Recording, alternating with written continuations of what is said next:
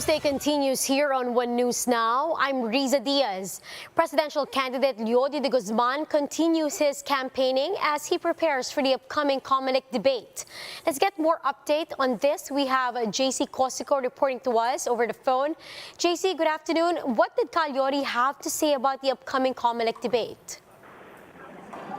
Riza de Guzman running a voluntary to forego any public just to be able to send the rescheduled Comelec debate on April 30 and May 1.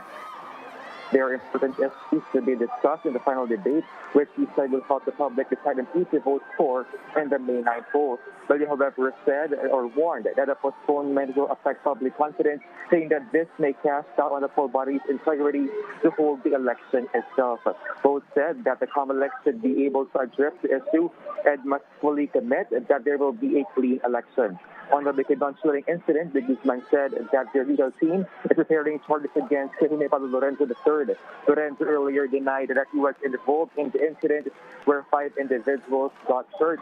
In the meantime, just a few weeks away before the May 9 polls, the Guzman said that people recognize him more than before, saying the public seems to understand what they are fighting for. Earlier today, Leody and Bello went to Barangay Proper in SJDM Bulacan, where they had a town hall meeting with residents and a house-to-house campaign. They will also hold the same activity in Barangay Kaitian. Riza Tandem is also planning to visit more areas in the country like Bicol, Laguna, and Zambales prior to the election day. Riza? Thank you for those updates. That was JC Cosico. Meanwhile, the Moro Islamic Liberation Front and its political party, the United Bangsamoro Justice Party, have declared their support for the presidential bid of Leni Robredo. MILF and UBJP officials, including those who are part of the Bangsamoro government, held a press conference inside Camp Darapanan in Maguindanao with Robredo to confirm that they are supporting the vice president's candidacy. BARMM Chief Minister Murad Ibrahim said Robredo and the UJBP are compatible in terms of values and principles. Now, we'll be back with more stories after the break. Keep it here on One News.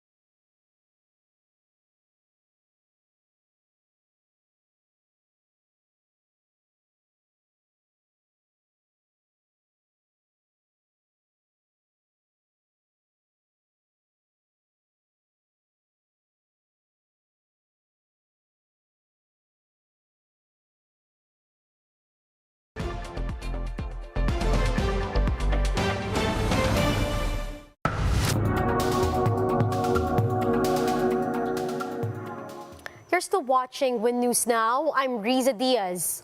French President Emmanuel Macron is closer to winning another term as he leads nationalist leader Marine Le Pen in the polls ahead of the second runoff. More details in this Bloomberg video. Where do you put the odds of Le Pen overcoming this deficit and actually claiming victory on Sunday? Well, I pride myself in never giving any predictions, so I'm not sure. But looking at the polls, it looks now likely that Macron will win.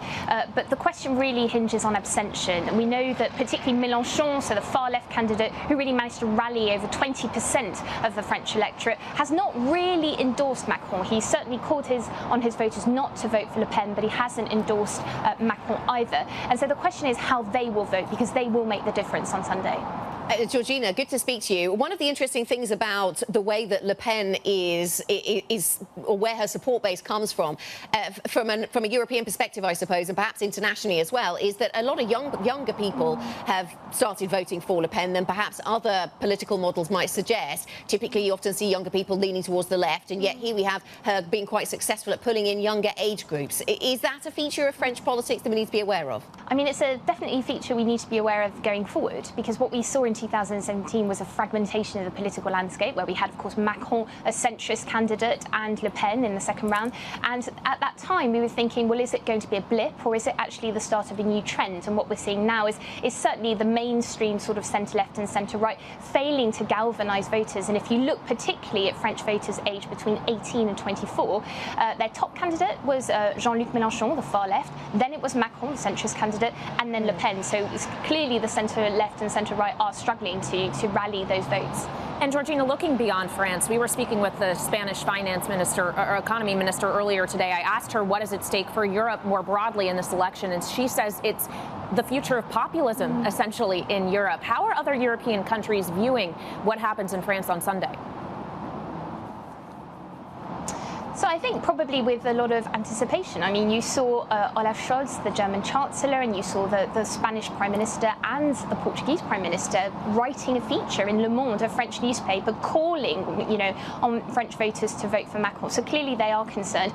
I mean, I think until very recently it looked like Macron was going to win in any case. So perhaps other EU countries sort of thought, well, actually, we can be a bit slightly more relaxed about this. But there is an important question about populism, because Marine Le Pen, what she has successfully managed to do, regardless of whether she wins on Sunday, is really kind of made herself look like a much more moderate and centrist candidate, but also made her party look much more moderate as well. And if you walk in the streets of Paris, you hear people say, well, actually, does it really matter if she wins? Because her views now are very different to her views in 2017 and 2012 as well.